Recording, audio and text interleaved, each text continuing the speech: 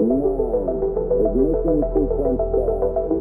6, 5, 4, 3, 2, 1. What's going on, guys? Welcome back to Clash of Clubs, episode 106. I'm Dylan, alongside Mila and Grant, as always. And today, my team lost. Your guys' team both got 3 points. We're back. We're so back. The PREM is back. That's just about as Premier League as it gets. I think that's how I don't know if that's how the pod started, but that's how it felt for a long time. And now we're here. We're back again 2 years we later. Lost to City. We lost to City. In the first ever episode of like a season. So yeah. I think we beat Fulham, so maybe it's not exactly the same. Yeah. But the sentiment feels the same. United. I had Xerxes in my fantasy team. Yeah. Oh, well, there you go. Should be a fun episode where we get to talk about United and then City as they pulled off a late comeback, and then Chelsea as they had the best game of the match week. It was just Lobos from start to finish. And then we'll see if we have time for the rest of the stuff, but probably not. Anyways, let's kick on into it. What's going on, guys? Welcome back to Clash of Clubs. I'm Dylan. They just got punched in the mouth. They didn't even know how to react. That is one Derby Diamond. I'm Mila. Do we want to do a little prediction? That was the last time they showed an initiative to go get a fucking player. City is still alive here. Balotelli. Aguero. I'm Grant. They're talking a lot about you 15. How will you respond 15? We downgraded from Peppa. Do you know how absurd that is? Ladies and gentlemen, it's match day. Here we are again. Season 3. And to the 921 of you guys currently subscribed, thank you very much. We set a goal of 900 before the start of the season. That smashed through the roof. Whether you are a fan of any Premier League club or the 3 that we talk about, thank you guys very much. If you're a Galaxy fan, well, thank you very much. The new goal, which is on the bottom, is 1K. And I'm setting it before the September international break. So we've got 3-ish weeks to hit 1,000. Big lofty goals, but we're here. And like I said in the beginning, we are so back. I titled it "United's Old Problems Come to Resurface." I talked about it in my 5 things. If you haven't checked that out, you should. This is what this game felt like to me. There is overreactions, and there's one overreaction in particular that we're going to talk about in a different segment, in my opinion. But old problems for United have resurfaced in match week 1. Like I said, I talked about it already. I woke up at 4:30 angry, and the day did not get much better. The night did not get much better. The sleep did not help it. But Grant, you were also up for the match. You woke up at 4:30 because you were a sick individual and you love the Premier League. So what did you see from United in this one? And ultimately, what was your take on the game itself? Yeah, I think in simple terms, old problems resurfacing is definitely a good way to put it. But yeah, I think all around the pitch, you saw bad performances. It's almost, you could even argue a little harsh to single anyone out just because of how bad it was all around. Yeah, Hull absolutely deserved that win from start to finish.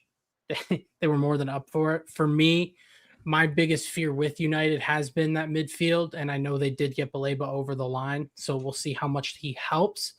But we saw that lack of mobility. It really stood out to me. And then the defense, which was another fear of mine with United, again, wasn't great. The attack wasn't good for that game, but at the same time, it's not something I'm concerned about with Man United. I still think they have more than enough firepower in their front line. So that's not really of concern, but 2 areas of the pitch of concern. Mila, do you kind of find yourself in a similar boat to Grant? Obviously, you're happy because United lost, but in terms of like the big question marks or areas of pain, do you think that the midfield and defense were the 2 things that kind of stuck out to you? Well, in terms of the midfield, I think like Grant pointed out, Baleba does cover a lot of the issues that I didn't watch the game and really get to deep it that much. But from what I've seen online, the issues that people have with the midfield were some of the legs in it, and I think Baleba covers a lot of that. In terms of defense, I feel like we've or you and I have felt that the defense isn't going to get touched this year. So, and I don't know if they're going to be able to improve on that. It's just certain players in that defense that I don't know should be still starting in 2026. Luke Shaw's one of them for me, but I didn't watch the game, so I can't speak too much to that. Yeah. Obviously there's going to be a lot of reactions in the negative light, and there should be. United played really poorly, and Hull deserve all the credit in the world. So I'll start there. Like, Hull were very good in a team that I think we all had immediately going back down. Like, they know how they're going to have to win games in the Premier League. They had the home crowd behind them. They got 2 set pieces. They scored 2 goals. I think from like a general vibe with United, I'm less concerned than probably most people are, just because we've been bad against the bottom half teams for years now. And in the expectations video, I was expecting that to get better with the midfield. And this one, it just kind of recirculated the same problems, which was like, we had possession, but it didn't really mean anything, which kind of sucks. But I don't know. It's just one of those things where, like, I've seen this story before, so it's hard to get as worked up as I think a lot of people are.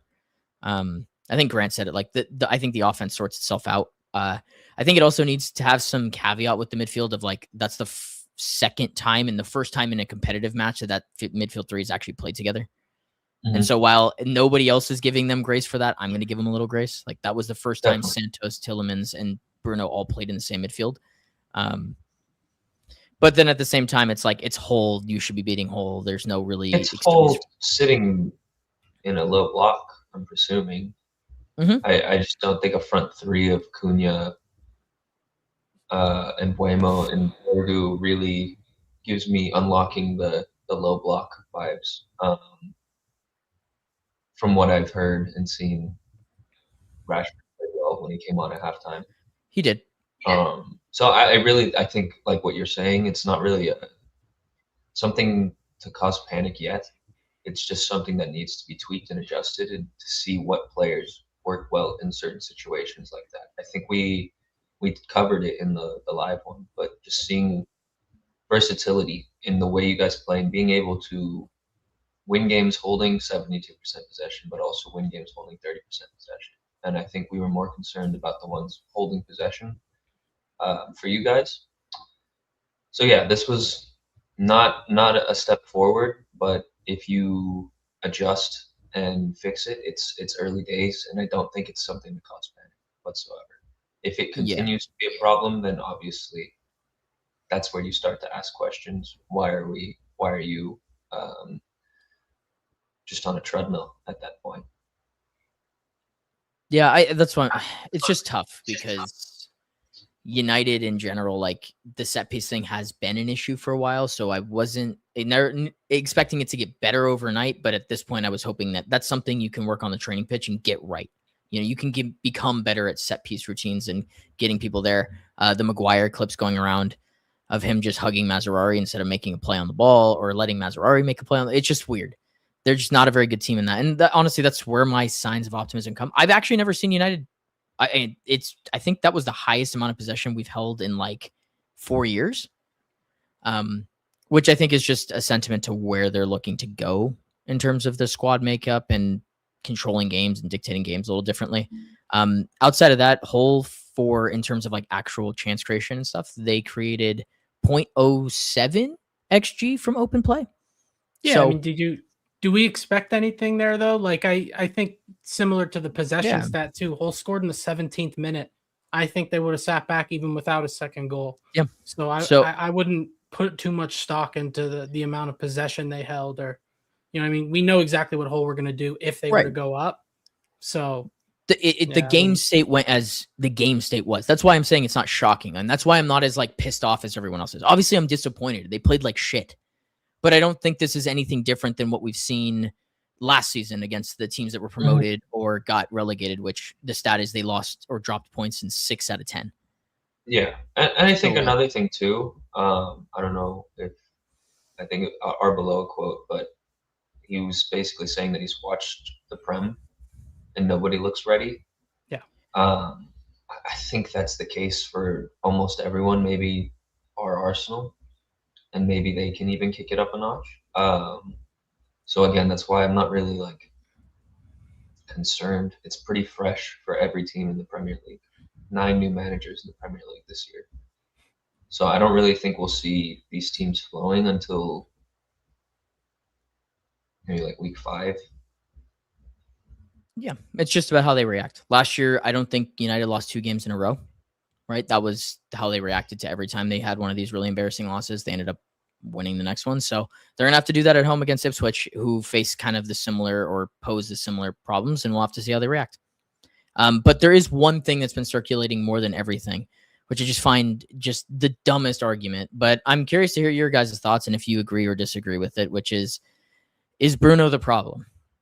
I've seen this take aggressively on my timelines now, pushed by one person in particular who I won't name because I don't think he deserves hate for having an opinion. But in terms of this question, I'll let either of you guys kind of take it away. Do you think that Bruno Fernandes is the problem for Manchester United? No. I don't think he's the problem. I think there are multiple problems. But if you're asking for one singular problem, it definitely is not for Fernandes. I've seen some things that say he's like selfish and all this running that he does is to prop himself up.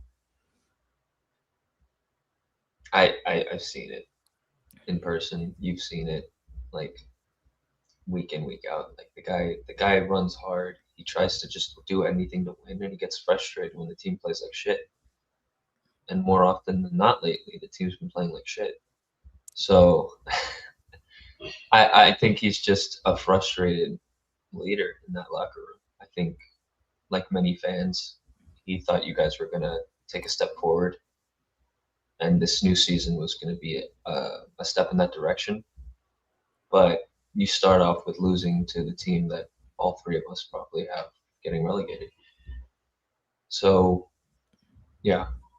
I think I understand why people are pointing fingers at him because he has the most responsibility on his back, but I don't agree with it at all.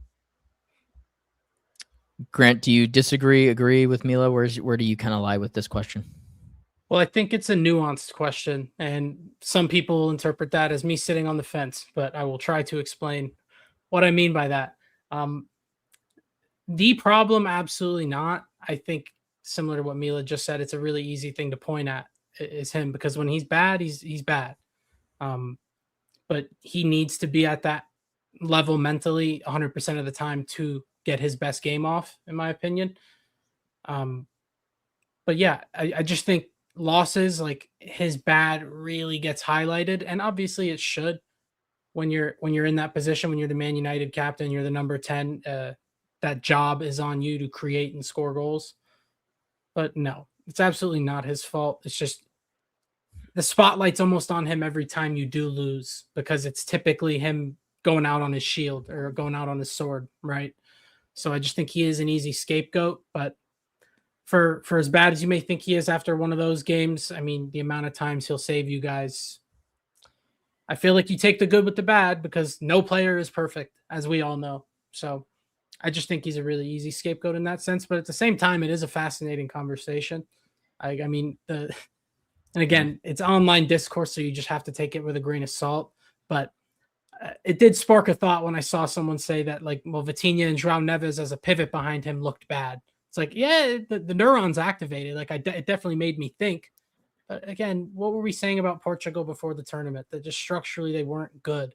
Right, like you have Bernardo Silva shoehorned in the right wing position. So we can go on and on about it, but no, I just think in simple terms, when he's bad, it does look really bad. And he's the captain. So of course he's going to get a lot of blame, but we just have to keep the same energy for every time we think he has a bad performance and we're loud about it. I think those same people do need to be loud when he has the brilliant performances. So we'll see how it looks at the end of the year. Yeah, he's going to win the PFA Player of the Year tomorrow or today for people, right? Like that's probably going to happen. Like unless it ends up miraculously being Rice and that just ends up screwing a bunch of people in their books. Like it's Bruno's going to win the player of the season. And there's an actual conversation going on about how if Bruno Fernandes is the problem for Manchester United. I think it's the most asinine question in the world. Yeah, it looks bad because he's trying to pull something off. What do you want your cam to be passing the ball side to side? United weren't breaking them down. You watch the game. They were just putting in crosses. Bruno was trying to play people in behind. It didn't come off all the time. But what are you expecting? Yeah, the whole team was really bad. So Yeah, a guy we were who's really just down. spraying it, and yeah, it's not going to help because a lot of the times, right, like a 30-yard switch, if everyone's on it, your wide player is able to control it and progress forward. Today, they just weren't landing. Like nothing was going well for the team. Like those games happen. Is it frustrating as a United fan? I'm sure it's the first game of the season. You have Ipswich next, and it would have been really nice to have 3 points in this up in the air Premier League and then go play Ipswich after. Nope. Yeah. It almost feels like a must win. So yeah, that's what you get. But you know, that's your guy at the end of the day. So you're going to be confident riding with him going into that game. And realistically, you should have no problem beating Ipswich at home. But yeah. We'll have to wait and see on the next game. I just think it's crazy that there's just this narrative that he's just like the problem at United. There's so many other issues that you could pick apart if you wanted to. How about Patrick Dorgu not being very good and him collapsing the pitch, or some of Carrick's tactics? He hasn't been able to beat a back five or a back three, right? That's been one of the things. We didn't adjust to two set plays, right? Like, what was Bruno Fernandes supposed to save us on set plays? He wasn't the one that gave away the foul or created the turnovers that led to those. So I just find it weird. Like, oh, your creative player tried to be creative. Nobody else I mean, like even to a certain extent, like last year, like did anyone blame Palmer for stuff like that or Cherky for stuff like that? Like, no, you praise these players for being creative. That's their whole job. But the other part of it is he's United's captain. He's going to come under the most scrutiny because he's always the person that you're going to point the blame at. That's just the media perspective behind it. But I don't know. Like you guys said, there's work to be done. Indy said that it's we got talks with Mateta, so hopefully. Yeah, it's such a weird one because like Luke Shaw, right, in that game, like Dorgu, if he's going to play as a winger, right, you know what he can give you in a positive sense, right? He's going to stretch the pitch, on the touchline, get in behind. Like in the whole game, he was in that inside pocket, and Luke Shaw is overlapping. It's like that can't be happening. I can't believe Luke Shaw overlapping, no less, because when under Amorim, he was good in that back three, no? Yeah. But to have Luke Shaw running up and down for 90 minutes, Mazraoui, we know he's not good going forward. Awful. Yeah. You have bodies in that back line, but again, I don't like that back line just in general. The tools, that's the thing, is like the back line is fine for certain situations. It doesn't have enough tools to win you over the course of 38 games, right? Like it can win you against the better teams or like even the mid-table sides. Like I feel much better about playing those teams than I do playing the bottom sides, because when we are asked to do and ask like the questions of other teams, we just don't have the tools to do it, which is hopefully why they're going to do more business. We'll have to wait and see. I'm waiting for my mini or big Bamba. Just give me some more. The Bleba one's great. I can't really imagine him as a player until he actually gets to play, which might not be for a little bit. So let's move on. Manchester City came back with some late heroics from two defenders, right? If you want to call them that. Yeah, that's a good way of putting it. It's a good way to spark the debate. 280, it was 80, 83rd or something like that. 84th and 91. How are you feeling? Are you happy? What's the general vibe with that late comeback? Happiness? I want to say that most City podcast or media people are positive. Most people online, like the average City fan on Twitter, are still negative for some reason. We just had an 84th, 91-minute comeback for our new manager after 10 years debut at the Etihad. What more do you want? Against a side that hasn't lost since Antoine Semenyo left. I'm ecstatic. I'm super happy. I love Gvardiol. I love Yehi. And I think Yehi alone deserves a huge applause because he stepped in the six, and I don't think anyone would say he played bad. Could he have been a little more creative? Sure. But once Ryan Cherky came into the game, you don't really need to worry about that as much. I thought he was really good. He got the goal. He should have had 2 goals. He kind of just whiffed on a header, a wide open header across the frame. And I don't know, he just stepped up big time when he needed to in a game where we're lacking players. I thought it was just really telling of Maresca and the squad we have, that we came back against a team like Bournemouth late in a game like that. Stuff wasn't coming off for Holland. We found a way to do it. So I think that was a perfect way to just say Maresca gets it and he understands it, but hopefully this continues and it's not just a flash in the pan. Yeah, it's interesting. It's a fresh start for everybody. I mean, even looking at the guys that ended up coming on, right? So like Kovacic, which we already talked about, but Grealish got minutes. Like even Rico Lewis being like the right back over Nunes. I don't know, Nunes had like that injury or whatever, but still, like these were guys that had been pretty much out of the squad now, seem to be getting a second chance here, whether that's just because of depth or not. It's an interesting one. The thing that stuck out to me the most in this one was Holland's hair.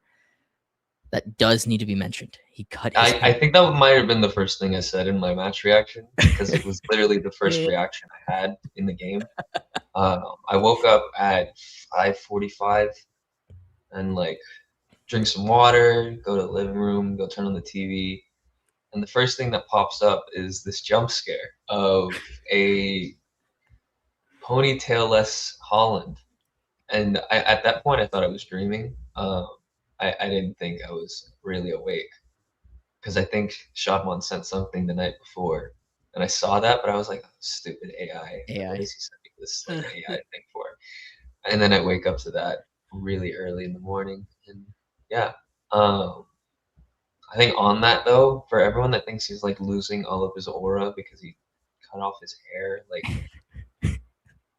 it's a fun story, but the guy, I saw one thing that was like, oh, he's gonna feel small. I'm like, yeah, the 6'5" specimen is gonna feel small. Like he looked electric in terms of off the ball stuff, even just creatively.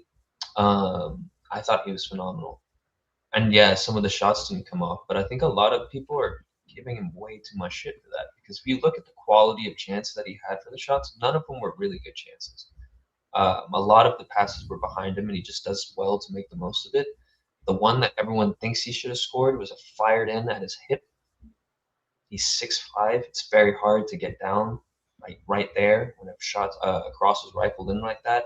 So I think it's just ridiculous expectations for a ridiculous player, and I hope he's fine. I'm not really worried about it. The hair thing, it's a fresh start for a guy that's getting a new manager at the club. So like I really don't hate it, and I think he'll go on to score plenty of goals. This is the first time I think he hasn't scored in the first game of the season though.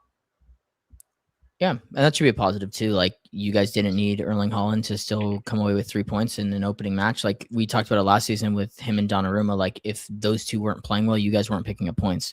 So it's probably a refreshing sign to see him not have to be super Jesus the first match of the season. Grant, you watched this one, Enzo. For the first like 5 weeks, I'll just say Maresca was your old manager, and then we can eventually move off of that thing. But fuck him. What did you see from City in this one? Was it more positive, negative? What were you thinking?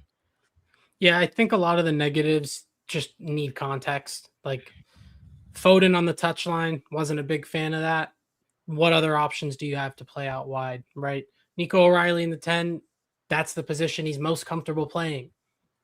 That's what he came up playing. That's the position he arrives in. So not that crazy. Gahey's done the midfield job a few times. Like you said, Mila, he did exactly what he was supposed to do in that role. I thought it was very familiar in terms of the shape. I thought, again, we did that 3-1-6 a lot towards the back end of his tenure with us, and they did it in the Community Shield. Only a select few players can really do that lone 6 job in that role, and you just lost that guy. And to ask Kovacic to do it against Arsenal, I think was nuts. But we saw that relationship between the double pivot players, and I thought it was much better than the Community Shield. City are trailing the majority of that game, but it didn't feel like that was not deserved, but like you said, Mila, they had two very clear-cut chances in front of goal that you would have expected to go in most days. So the draw felt fair, but like you said, I think it takes an extra little bit to get back over the line and really finish the job, get all 3 points. And it's the introduction of Cherokee. Who would have thought he can bring a spark? Looked great. He always seems to be very motivated off the bench to make something happen, and saw it in full effect. So hard to judge City. I'm really glad you brought up that Arbeloa quote, Mila. Most teams are not ready, and like you said, bar Arsenal, a lot of these teams have so much up in the air. Are they actually going to spend that much money on another midfield target, right? What other support is coming in? It's going to be really hard to judge these teams, which sucks that we already have our prediction videos out there and ready. But yeah, I think they'll be fine. I was one that overreacted to the Community Shield, to be fair. I thought if it continued down that path, I'm starting to doubt Maresca's ability to handle that sort of pressure. But as much as it kind of just disgusts me, I think that's the easiest way to put it, of how he's carried himself lately. City really is his club, I would say, especially as a coach on that side of the game. Like, obviously, I'm sure one of his hometown teams in Italy as a player, but I feel like that's really did all his work at Man City. So he's a lot more comfortable there. We'll see, man. I think it's going to be very fascinating all around with Man City. All aspects of the club, really interesting. And especially after the window closes, we can really start to assess. Yeah. Assessing the window is kind of an interesting thing, and where we'll segue into this kind of next topic for City, which is new faces equal big changes, or how do they fit in? Obviously, Marmoush, Savinho, Nico G, all gone within the span of a couple days here. And now Buwadi got the here we go. Allen got the here we go. And there's still the lingering question, which I'll save for a little bit later in the air. But it sounds like City are going to be doing more business. We had some other... City are just... I mean, they spent a bunch... They sold a bunch. And now they are going to bring in a bunch. We're breaking the record for outgoings. Most deals. Who's sales? Yeah, I mean, we are. So, like, I feel like people that are going to complain about us spending 300 to 400 million, like, need to look at that. It's like we're only going to really have a net negative of like 70 mil. It's like one player from these other clubs in a massive rebuild year. So I think just to start with that, like, people don't, like, if you're complaining about our spending, suck it. But in terms of like the Buwadi signing, like, I'm getting more and more into this. I've seen more and more comps, and obviously comps are going to show the best parts of a player. But with the comps and just everything that players that have played with him and coaches have seen, I'm excited for him. And it really is just about him being able to step up into the next level and become comfortable in the City team. I think the potential of him and Anderson in a midfield behind either a Foden or a Cherokee, maybe even an O'Reilly, is awesome. And I'm excited to see how he does. Allen is more of a mystery, I feel like. None of us have seen him play. I've seen some comps now. I've also read some quotes. Seems like a good signing. I was not happy when I saw the 100 mil release clause, but for, I think, 30 million pounds up front this season, I'm not worried about that. They can do whatever they want with that money, because that, at this rate, is trying to just find a diamond in the rough. But from everything I've heard, he has a good work rate. He's a good locker room guy. And he's determined to take on his man and beat him. Not flashy like most Brazilian wingers. He's more of a efficiency dribbler, which maybe is something we need. It really just comes down to, can he put in good crosses? Can he get back and defend for the club? And is he going to be effective in the front line? I don't see him starting right off the bat, but if I'm wrong, then fair play to him. Yeah, I brought up the depth piece at the beginning, like Kovacic, Grealish, and even Gahey playing in the 6 just shows that you guys still have business to do. And to the new faces equals big changes. Like it's a whole year of big changes for City, so we're not going to really know. And honestly, a lot of the business so far that's been done is a lot of like question marks in terms of can these guys take the next leap. I don't expect Allen to play that much. I think he'll play. I definitely think he'll play. What like how much? I mean, like cup competitions, like the EFL. Not more than and cup FA? competition. I think he'll get. Yeah. Okay. I think That's what I Makadu is going to be more so that type of depth winger, where it's more cup competitions, late games. I think we'll see a good amount of Allen starts probably, from everything I've heard, even maybe at right back depth. Oh, We'll see okay. how he trains and what his career path has entailed for him. But it seems like he's a versatile player on the right side. So as we would like to call him, he plays right. He plays right. And we'll see if that pans out. I think if he can do an efficient job at either right back or winger or both, then he'll have a long career here under either Maresca or another manager.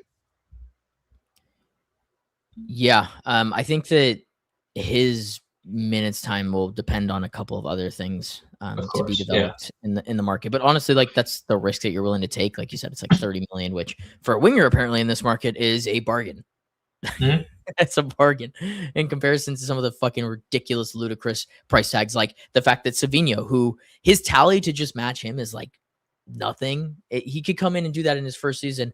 No one would bat an eye. You guys got like 80 something for him or whatever it is. Yeah, that's the thing. It's like all these guys we're linked to.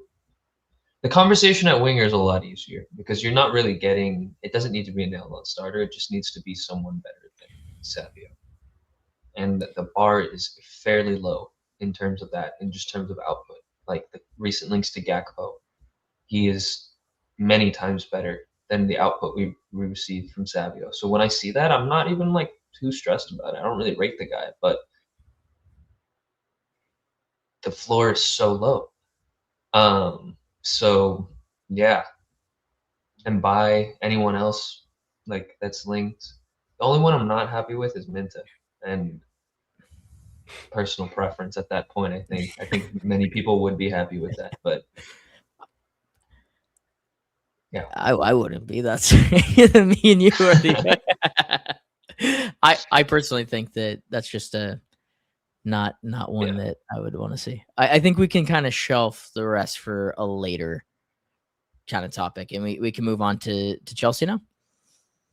What was the chant, Grant, for Morgan Rogers, the new one? Something along the lines of Chelsea. Well, we titled it JP Morgan Cash and Checks. Your 5 things just came out. So if you are a Chelsea fan and you are watching this video now, or you're live here on the pod, make sure to check it out after this video. Initial thoughts from a Lobos 3-2 at the Cottage. Absolute cinema.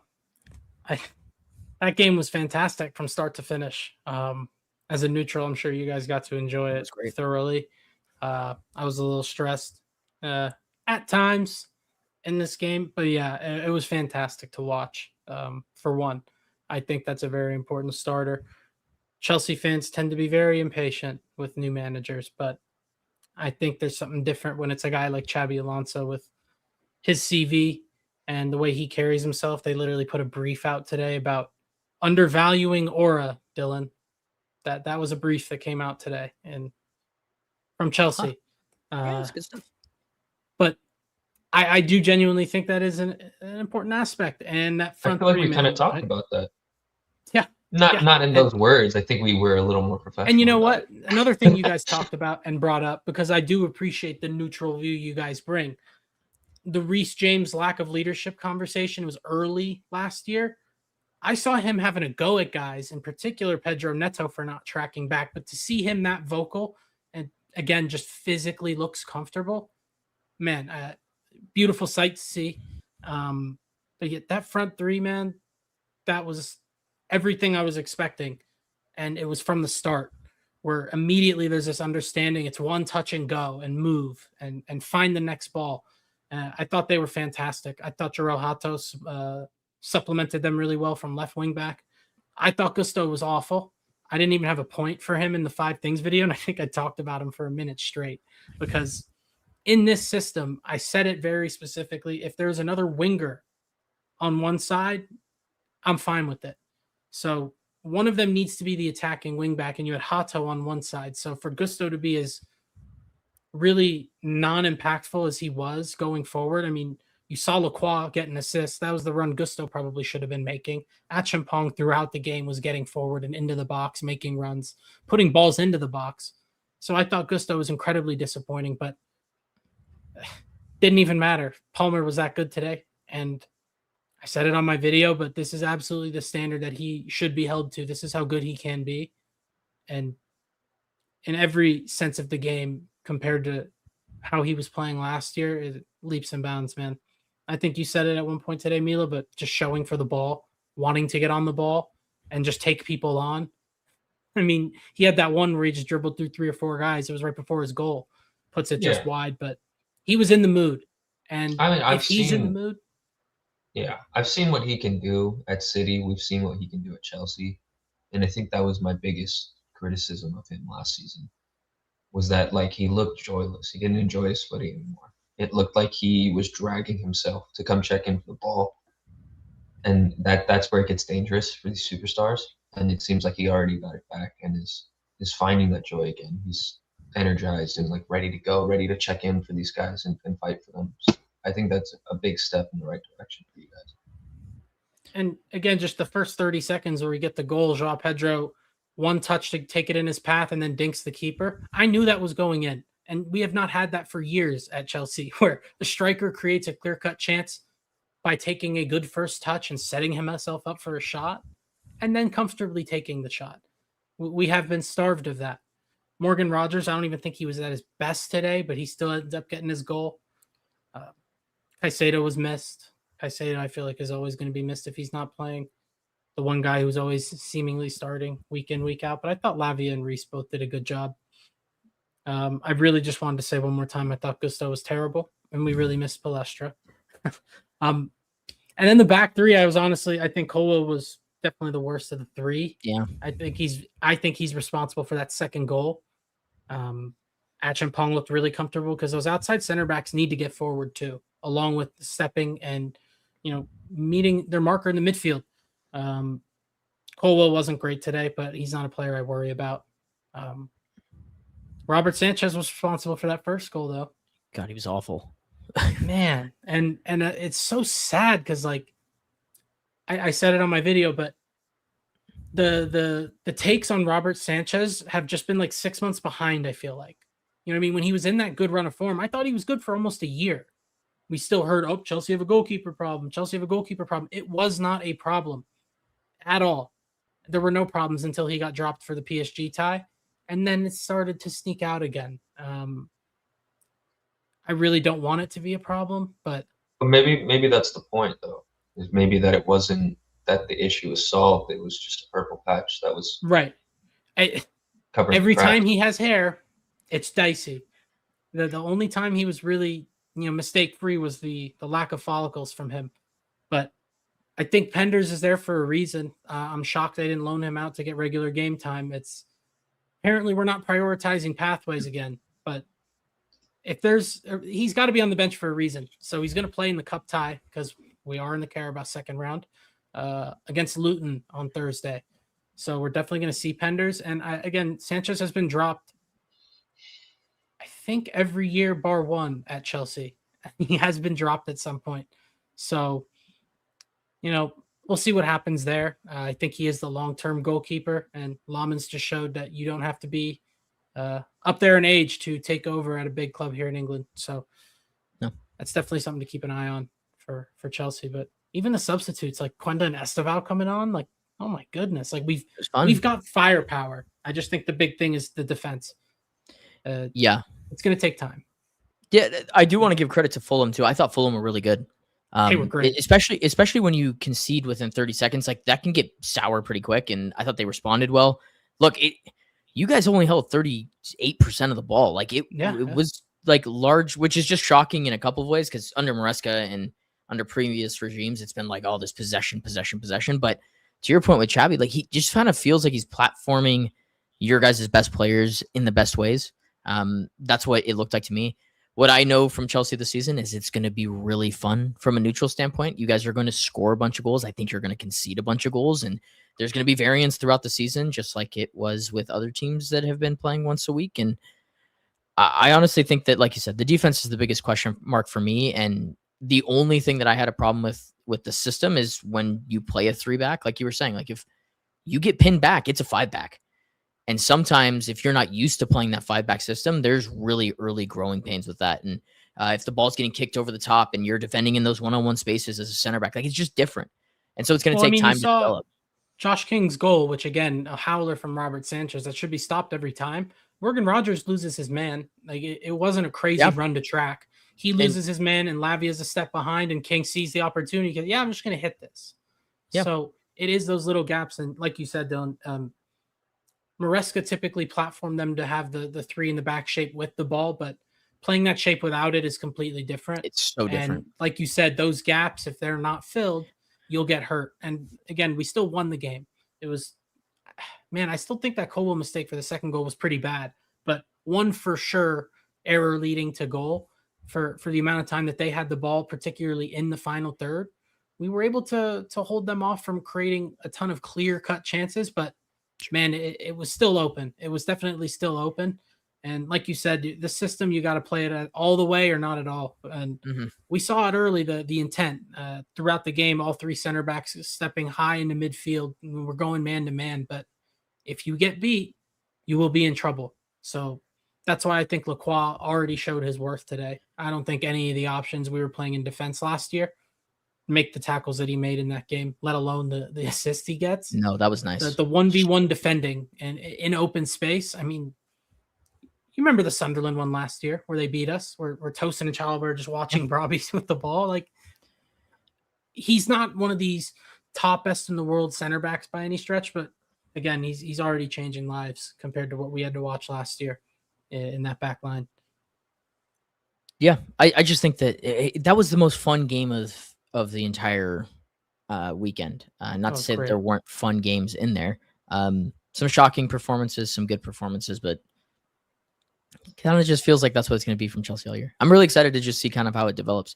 And Xavi, obviously, the one thing that he did really well is he platformed one Florian Wirtz, right? And if you can get him playing well, what can he do with the Cole Palmer? We'll just have to wait and find out. Yeah, he to your point, Dylan, he absolutely, it seems like he's platforming these guys for success. From what we saw in Maresca's tenure, this is a lot of hindsight because, again, throughout his tenure, I was a fan of his work.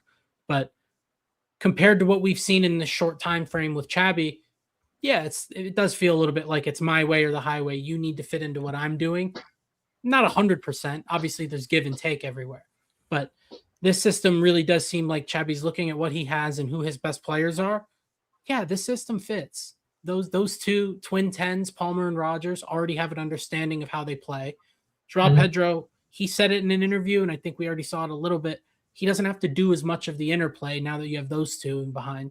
And again, something I'm hoping for is more attacking options in those wingback roles. That's likely going to come with time when the defense is more settled and he has more trust for how we're playing in defense, because for as good as the press was in moments, I think especially early in the game, we're winning the ball high. We were getting it wrong as the game went on. So that's why I think you started to see Chelsea retreat, because they knew if there was one mistake in that press, they were wide open. So, you know what, we're going to just be more comfortable defending in this 5-4-1. And I think they did a good job there. But I think the final form of this team, if you will, is going to be when you have one of those wing backs just being a full-fledged winger, really. And that's just going to come once the defense is more secure. And that's not going to happen overnight. Yeah. The adaptation is going to be really interesting because he's tried to do it in all of his stints wherever he's gone. Like at Leverkusen, it really worked, but it's different in the Bundesliga. And he played 2 pretty attacking-minded wing backs, right? And then Madrid was its own test case, and clearly that didn't work out. He ended up not reverting back to, but going to a 4-back. And in the Prem, big teams playing in the 3-back hasn't been like the mold, and we've seen it not work with Amram, and so it's going to be interesting. Who was the last team to do it, Dylan? Do it successfully? What year was that? The last time you guys won it? Years ago. Yeah. 10 years Okay. ago. Okay. So it'll be interesting. I just think it's a fascinating. No, Chelsea and- are going to be the most fascinating team to watch on and a the- week-to-week basis. just the for that players, reason. the profiles there, right? Like Reece James is playing in midfield, but the amount of times he was that right center back because Achampong's pushing forward. Yeah. You know what I mean? Like it felt very fluid, and these guys are again comfortable in multiple spots. So Hato, again, on paper, not a left wing back. Primarily came up as a center back, turned into a left back, not a wing back, but he took up a lot of good positions, in my opinion, going forward. Had a few good carries from the back, a few defensive shaky moments, maybe. But these guys are so adaptable. So I think, again, the more comfortable they get and the more we get coached, I'm getting delusional, Dylan. I'm going to get very delusional if we get results early. It's it's gonna get bad. Yeah, I'm like I said, it's going to be just a great year from a Chelsea watching standpoint because as a neutral, it's going to be fun. Let's not go out in the second round of the Carabao Cup, boys. Let's not do that. Don't do that. And from that point on, now we'll kind of switch back to like the overarching theme of the show, which always goes back to predickies. Mila, like you said you did it last year too, right? Yeah, day 5-0 predickie. Wolves last year. So that's pretty crazy. That makes me feel a lot better because last year I ended up coming back. United, Jesus, kind of screwed us, all of us. What's new? That happened a lot last year too. I will never get a United pick, right? No, you won't. You won't. You're the jinx, dude. I should have known It's a immediately. disgrace. We should have known, Dylan. We should have known. That was 8-0 on us. Ipswich are going to lose. Yeah. So the predict counter, we're gonna do it like this every single week. We'll give our teams. If there's a special one in there, maybe we'll add it in. But I think for the most part, we'll just keep it with our three clubs. If you want to get We're involved making in a the new predict graphic counter, for Facundo. We're not. Doing no, that. screw him. I just mean if we wanted to, we could. Chat, let us know what you had in these matches. I'm assuming everyone got the United result incorrect. I just but, still can't get over the Danny Welbeck pick. The Danny Welbeck shot is fucking awesome. That's awesome. And he didn't. But again, even play. that's the real hater in you, Mila. You're like, yeah, Welbeck will sneak on and get a goal at the end, but you're still going to be shit in the game. Which is Great awesome. pick. And then Got the now we result. can. Hey, you got the result. That's what matters. Exactly. Okay, so the games for this weekend, we've got on Friday, Crystal Palace versus City.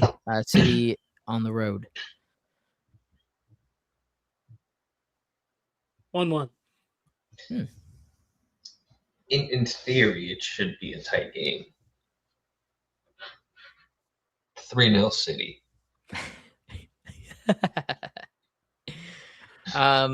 They got the shit beat out of them by Everton.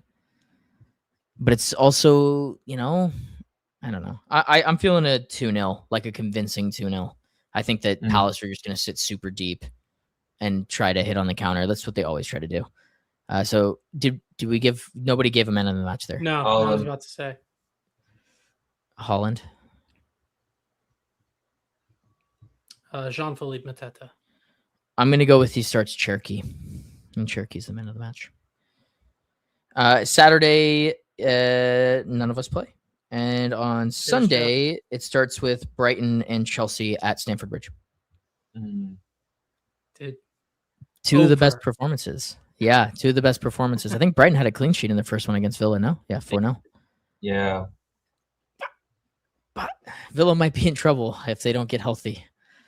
They had like what 8-9 injuries. I don't know. Is that enough? Yeah, I saw like new signings like Leon Goretzka and Juan Bissaka are in yet. Juan Bissaka will be a good signing for them. No, I agree. There was like a predicted like this is what I would line up, and it just didn't have center backs that I saw for the Yeah, I next saw that. That's good stuff. Funny. It's just Garnacho and Buendia. Yeah, it's good stuff. That's what I'm talking about. That's what I need in the Prem. Okay, what's this one going to be? Chelsea Brighton one is super interesting. It is interesting. High score. Like Brighton, obviously. I think 4-2 Chelsea. 4-2 Chelsea. Wow. I'm Palmer going to 2-1 Chelsea. Give me another 3-2, and I'll go with Brighton, just because I think they're more collective team. I think there's, like I said, there's gonna be ups and downs, and then I don't know who's playing. He's not scoring. Danny Welbeck. Oh, yeah, he's not.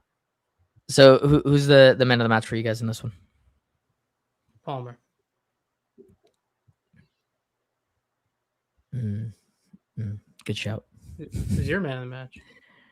I don't know. De Kuiper? Ugh, he's in my fantasy team.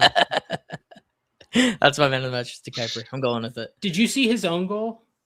No. Well, the own goal from Lindelof No.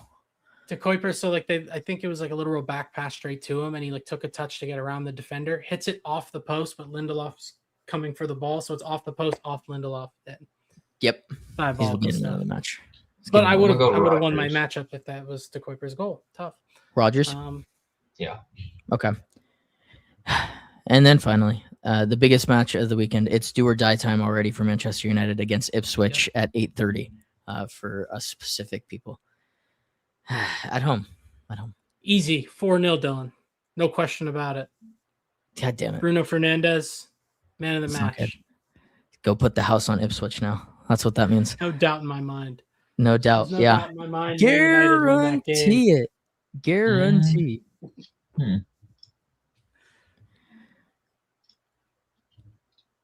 I think. Let me see what. I was gonna say our boy Will in chat's probably got Ipswich winning this since that's his club. Obviously, they just would came off the assume result so. against Sunderland. And Cecil looked really, really good. He did look really good. I think the Diop signing was pretty good. Greaves is a good Yeah. center back also. I'll go 1-1. And hopefully Enciso plays because he's in my fantasy and is man of the match. Fabrizio told me that he was going to be a Chelsea player, so Wasn't he at I'm very Strasbourg? upset. We had a half and so half. so that he could sit on the bench and never play or get loaned to a different. He would have blue gotten coat. Buonanotte minutes. Yeah. Yeah. I'm gonna go 3-1 United. I think we bounce back. That may not be comfortable, but 3-1, like a 2-1, and then late they get like a counterattacking goal if Ipswich start to go for it. And I think that Marcus Rashford is gonna be my man of the match. Aw. Because fuck yeah. I need it. I that would be the perfect way to get everything back on track, is like 3-1 victory and then Marcus scores and please God. And A smile on Dylan's face. that's all I'm asking for. I'm not asking for a lot, but I don't know. Anyways, we can move on to the end of this.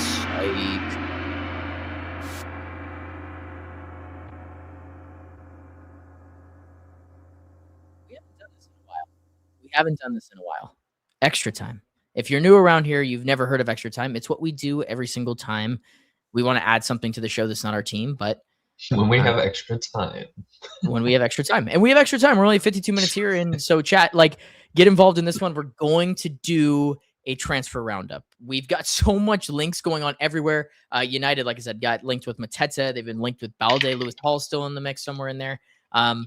Chelsea's got the Enzo Fernandez situation. City just got linked to Gakpo today. What the fuck? Like we can take it anywhere we want. Is there a particular one that you guys want to start with? Yeah, I'd love the Enzo Fernandez situation to be done, Dylan. That's a good place to start. I mean, done, sure. If the result is that he stays at Chelsea, I think that's yeah, I literally just want something done. I want a definitive answer. But again, the way Enzo's carried himself, he's had every opportunity to say, my agent's waffling, all the news is fucking, it's bullshit, I'm here to stay. He's had every chance, and he hasn't done that. No, so that tells me he wants out. Exactly. So yeah. I don't might want out, but I don't think him staying is the end of the world for you guys. Yeah, I just don't like the fee that we. Oh yeah, I think it'd be play. a big overpay for you guys. I think in this market, it's a fair demand to have.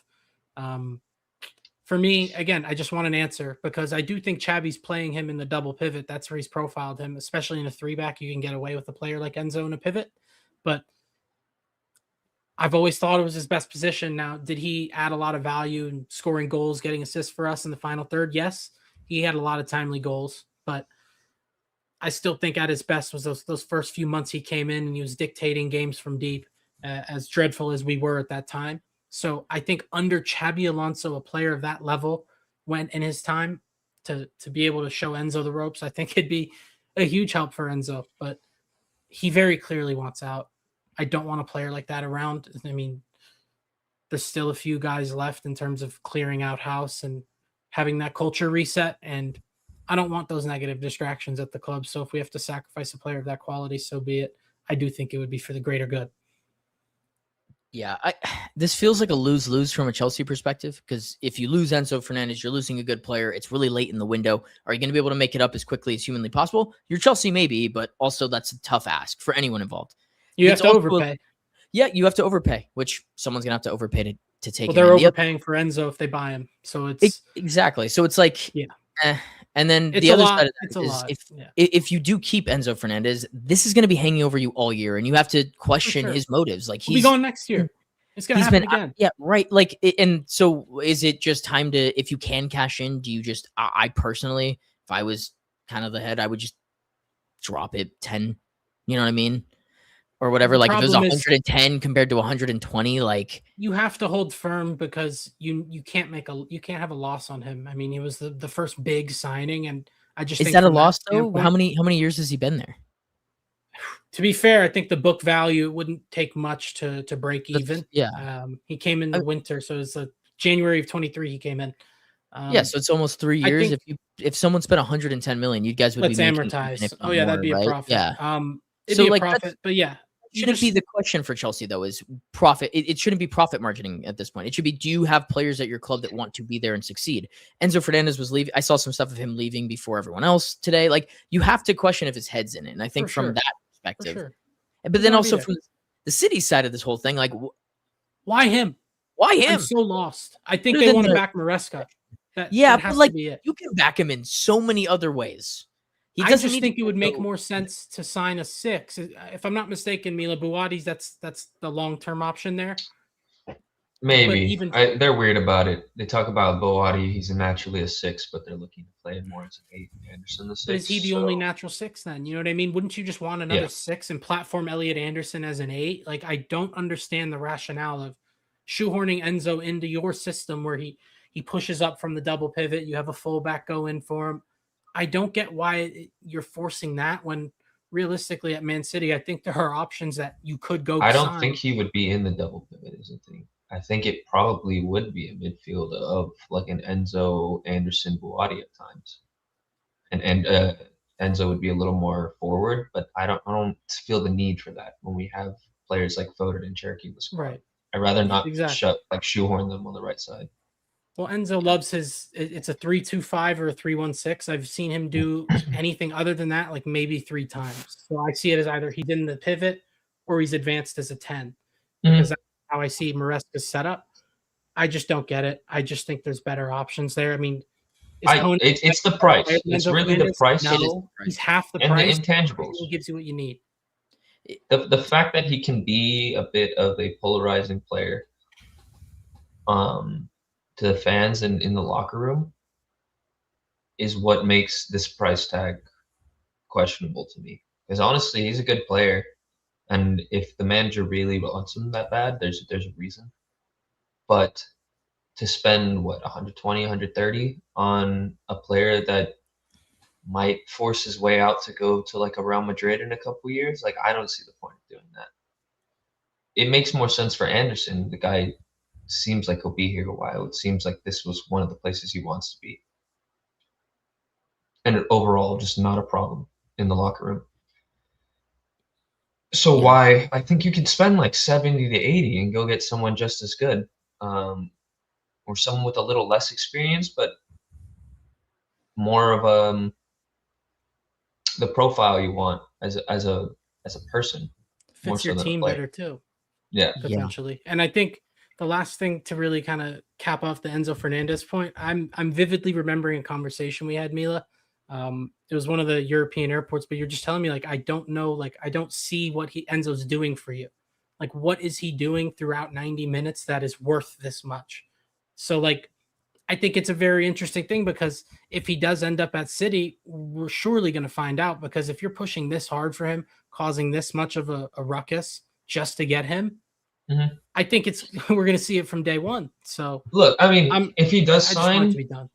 yeah, if he does sign, like I will back him 100%. course. I just think at 130 million, like you're gonna have to hit the ground running more than anyone's done it before. And maybe the fact that he already has broken that record in the Premier League and has had that pressure is why they don't really give a shit about the money. But that's a huge cloud hanging over your head. And if he's gonna be playing in an advanced role over a Cherky or a Foden, then you have to bring it with box crashing goals like frequently, honestly. I want long range bangs. I want him to be able to create for Holland and the wingers.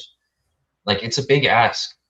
And just based off what I've seen, I don't think that's 130 million worthy to plug into our team.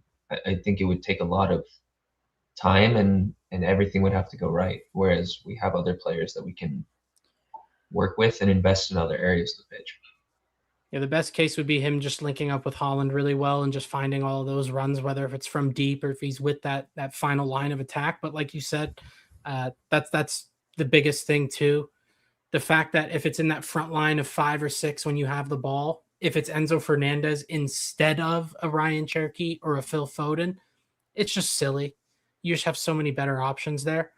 So yeah, I just don't get why you guys want him so bad. Obviously, it's the coach wants him, but yeah, bizarre. I just think that should be go get a 6. You're done.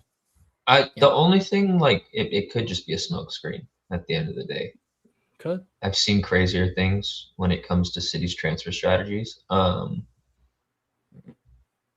So until we get a here we go for that position or another high caliber midfielder, I don't really know if we'll know, but I wouldn't be surprised. And I tell everyone watching this that if we go and sign some surprise name out of nowhere, I'm not surprised because City tend to do this. Allen's not. That's not what I mean. I mean like a superstar, not superstar maybe, but like high caliber, high tier signing. Chouameni still no one had any hasn't officially signed his contract. Chouameni? He still hasn't signed his contract. That'd be great. If Ryan Cherky can speak a little some French to him and get him over here, then that's great. That's the type. I mean, that's the type of signing. I've honestly about, right? I've dreamed of having Chouameni at City. Yeah. I think I've done many FM saves where I bring Chouameni. He's the only signing I make. The reason it came in my head is we've just recently on our TikTok a year ago post came up and it was us talking about Chouameni to Manchester City, and I was like, classic. Wait. Also, Eli, really quick, I've been asking that same question. We can. What makes him worth 100 million? We can switch over. He's the best athlete in the Prem. Gallagher can run. It's a little different. He's the best athlete in the Premier League, and that's why he costs 100 million. Like if there was a prototype player that everyone would just like, it is the correct answer. Athlete, that's what makes him 100 million. Like he's the perfect Arteta player. Not the hoops. It's definitely not the hoops. He had a free kick one time. Do you know that? He actually did it twice. That's true. That's true. Yeah. The Enzo thing is just a catch-22 from everyone involved. Like he's very talented, everyone knows that, but is he worth that money? Nah. Did you hear the boos today? Yeah. At Fulham? He's gonna get that everywhere. He's probably gonna get that at home. Yeah, that's what I'm saying. Like it's a big catch-22. That's why I think it's just you. If you guys can get rid of him for whatever the price tag is, just you say it is objectively funny though. As much as I hate to say it, like it is. But if I weren't a fan of this team, I'm like. He put himself into that situation. That's the thing. That's like I don't feel bad for these players when they do that. Julian Alvarez, like I do not give a flying fuck 5 more years. Treating him. I respect Diego Simeone and the board for the way that they're treating him. This is being a fucking diva and trying to force his way to a rival. And he thinks the fans and the board are just gonna roll over and let it happen. Like, fuck off. You signed on the you're fucking. You're not bigger than this club. You're not bigger than fucking the sport. So. Contracts are legally binding. Be a professional. This is a job at the end of the day. Like, be professional, and that's again like one of the reasons I really don't want Enzo. There's multiple times in his career where he hasn't been professional. And yes, he can grow up a little bit, but I don't want any of that near my club while we're rebuilding. Our internal, just like core of relationships as a squad has been a big part of this success as a team since 2009. So that needs to continue. And I think we've had multiple periods where we have toxic players in the dressing room, bad players that are ruining the vibes. And we see what getting rid of that and bringing in players that are dedicated and ready to fight for each other can do. I think Cancelo leaving is a good example of that. Yeah. All right, let's move to the other Manchester club before I think we're going to end up flipping back to City. I want to get to Eli's super chat, which I think is just, we can kind of talk about United's whole transfer strategy to this point. It's what Grant brought up a couple episodes, which is why aren't United looking at center backs? F. Maguire. I will stay consistent in my answering of that's just not an area I think of desperate need in comparison to the left back and backup 9 roles. We saw it in this one. Like, we're bad on set plays. That's more of a whole team thing for me. It's a more structural thing that you can work on and you can sharpen up. And they do have center backs, especially if Martinez and De Ligt can get somewhat healthy in here. Or even if not, like Yoro and Heaven are still young, talented center backs, and Maguire can be serviceable. But if we go through 38 games plus Champions League plus 2 other competitions with just Luke Shaw as your left back, you are fucked. You are fucked. You're fucked. He's not going to stay healthy. We even saw it in this one. He was awful. The big link that came up was Balde. I think that sounds like the pivot plan from Lewis Hall. Where do you guys kind of, where's your thoughts on Balde as a left back? And like, do you think that's a positive, negative, or just a sideways move? It's slight step upward, I think, up and forward. In my opinion, I think it's just over Shaw. Okay, sorry. I was going to say, you didn't mean instead of Hall, like you meant instead of... No, instead of what you have now. If the plan is to wait for someone like Shaw, or for Hall, then you can gamble at that. But I just think getting in someone now, someone that is displaced, you could probably get a bargain on, because Barca have no money. Then you probably should just do that and take the market opportunity. He's a good player that's played in good squads, and there are definitely some issues to his game, but he's a marked improvement from what. Yeah, did they drop him? I mean, I think Balde? he had injury problems last year, but Cancelo, is he going to be the left back now? I've heard Balde just doesn't want to be there. He doesn't want to. That's crazy because I was going to say I don't see it as a realistic option because usually those Barca kids, especially the ones that break into the first team, they usually don't have any reason to leave. So what it sounds like is they're willing to sell. He has to make a decision. He did not make the squad for their last game, and Flick was essentially saying, like, I'm going to have a conversation with him in the morning, and we're going to decide kind of from there. It doesn't sound like Flick wants him in his plans. It doesn't seem like it fits his system, and it feels like Barca's ready to cash in because they need to. Doesn't seem like it.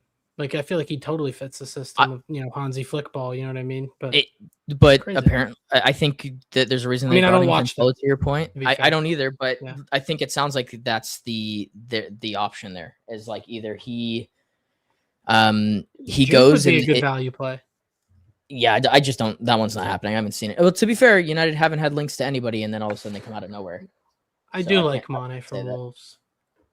He is not a left back. I think from Balde's perspective, like of a player, like my only questions are injuries. Like he always has like a couple random injuries here or there. I think system wise, it's hard to really take anybody from Flick's system and like get them at face value and understand what they are as a player because it's just so not defensive friendly. But I think Balde's just an attacking left back for me. Mm-hmm. I don't know what he is as a defensive left back because we haven't really seen him do. Nobody does that in a Flick system. Like I thought I've seen him play some good defense at times. Right. I don't think it's necessarily his strength as a fullback, but I think he's serviceable when it comes to defense, and it really is just about the fit with the players around him. But I think he'd bring a good level of athleticism and fitness to the squad, just pace in general that you guys don't have right now. I would not be. I would not be mad if that was the signing that they made and that was their pivot from Hall. Obviously, Hall is still my number one, but like we talked about, the $70 million for a left back is crazy money. It just is. And United haven't been willing to bend over backwards for anyone. Hull is They prove that. fantastic. He's Hull so is good, that man. good. I think And maybe I mean, that's he came through as a midfielder. That's what he was supposed to be, and you could tell when he's in those tight spaces that he's very comfortable there. I never knew he was that athletic though. Getting up and down at Newcastle, he's very, very well-rounded left back. I also would have Robinson's said that a good shout. Robinson's a great shout. I'd also be down for them. I think it's got to be somebody, and whether it's Balde, You're not Robinson, getting or Hall, Robinson. they did just I Gusto sign can Lim- play don't left see back. him leaving. That's what I He's feel a about him. Fulham guy. It seems like at this point. He's I always just been don't think it He doesn't has- solve. What about United. what about Chilwell from Strasbourg, Dylan? You ever see him? No, it's an age thing at that point. I think the nice thing about Balde is it's kind of this perfect stopgap if you didn't want to go into the market for Hall now, and you wanted to wait for him to not re-up. I think he's better than stopgap. I think No, he is better. He is better. Whatever he's going to end up costing too, that's going to be your guy. If you're going to wait. spend whatever, I think they're going to ask probably £50 million. It's just a guess. For Balde? It's like, for Balde, yeah. I other heard. link- I heard it was 40. Oh, that's not bad. Yeah, run that. Not- If you're paying 40 for 40 million euro. Kadioglu and you have to pay 40 for Balde, I think you. Oh yeah, Kadioglu. I Kadioglu. actually think he's a decent player. Can play both sides. The beauty of all those ones is it's any of them work. Like United are not in a position of power where it's like let's just pick our poison here. It's like get somebody. No. Like Well, you know what? They should ask Carrick, because for me, like tactically, I'm not necessarily sure what he wants. Right? Like he came in the middle of the season and worked with what he had. Ask him. Well, what does he want in his left back? What traits is he looking for? Is he going to still want Cunha on the left? Because Doof would make a lot of sense if you have Cunha on the left. He's going inside. You need a left back that can hold the width. So talk to Carrick, see what he needs in terms of the traits at left back. I think anyone that overlaps works. I mean, even with Rashford, like Rashford looked really good with Shaw. There was a reason why when those two players played well, or when Shaw was playing, Rashford looked good. Like it's not rocket science. Just like pair up the players that you have. Like Cunha and Rashford are probably going to need someone to do a little bit of both. Balde, Robinson, Hall, they all kind of do the job. Kadioglu, they can all do a job. Just get somebody. Kadioglu, I mean, he's right. He's a right footer. So I don't know if he would do that overlapping left back job. He can. You can't play Dorgu left back. You can't. Dorgu's not a left back. I don't think he can play it. He's a left wing back. Yeah, correct. We signed him for. We signed him he's for not a winger. He's not a fullback. He'd have to really take time to do that, and they don't. Clearly, the scouting department and Carrick. Look how long it's taken Maatsen to really get the starting job. They had to sell Luka Dean for him to really get that role. He was starting a Champions League final at Dortmund on loan and still couldn't get into our shit team, and then couldn't get into the Villa team. So like, especially in the Premier League, like it's really just important. His size in the Prem. He suffers from the Rico Lewis type of curse, with its small frame, and they're not really that athletic enough to make up for it. Outside of that, you see how crazy talented, Cucurella plays? Like you have to do that if you're at that size, as aggressive as he is, and you know how he's like leaving a bit on a tackle. Like you have to at that size to really show that you're in that game and you're on that level with them. So yeah, it just takes a lot. But yeah, Dorgu, I just don't think he can do left back in a 4. Nico Williams, yeah, honestly, Eli, it's you and Dylan both saying the same thing. As long as it's another body capable in this league, you take it. Especially it's not World Cup year anymore. All the ones that we named are all like good, like at least above 81 rated backs. Like it's not like they're just respect. I think Dorgu can be a left back. He would just need a lot of work. He's just not as polished. He's not as polished as a winger. He's not as polished as a left back. Whatever they decide to do, they just need to make him one thing or the other. Jed Spence was a crazy deal. I can't believe he was that cheap. Yeah, same. Okay, so the last transfer, and then we'll wrap it up for the night, is the funniest one, the weirdest one. Just the Tottenham Hotspur and Manchester City thing this summer has just been really fun. And the one that sticks out the most now is Cody Gakpo. You mentioned it earlier. I can't believe it's real either. Like I'm sitting here and I'm like, Cody Gakpo? I can't. Scored a really good goal. Just because of the Netherlands thing? I mean, yeah, I feel like we always, since I've been watching, we've always had a Dutch player in the squad, and that's just a little like superstition thing on my part. But also on top of that, like I was saying, it doesn't take much to improve upon what really his role would be, and he'd be another option as a backup striker, just in case. If Semenyo has an increased role on the wing, then we don't have to rely on Semenyo to be the backup striker for Holland. Gakpo on a bad season probably gets us 10, 12 GNA, maybe a little more in a City squad. So if we can get a good deal on it, I'm fine with it, honestly. Last time we got a winger from Liverpool, it turned out pretty well, and that was pretty interesting times. But I'd be fine with it. He's an experienced Premier League player. Doesn't move the needle a lot for me, but it can work out. And if we can get around 50, I think we should take it. I just don't think it'll be that price tag. I don't think he fits the system very well because Maresca loves his wingers on the touchline, glued there, and Gakpo, I don't think that's his strength at all. I saw, again, it was a tweet, but a lot of wingers in the modern era aren't like these traditional wingers, or like Doku is a very rare breed today. But like Gakpo is much better close to goal, near the striker. I mean, we saw it in the World Cup. He's always good for Netherlands.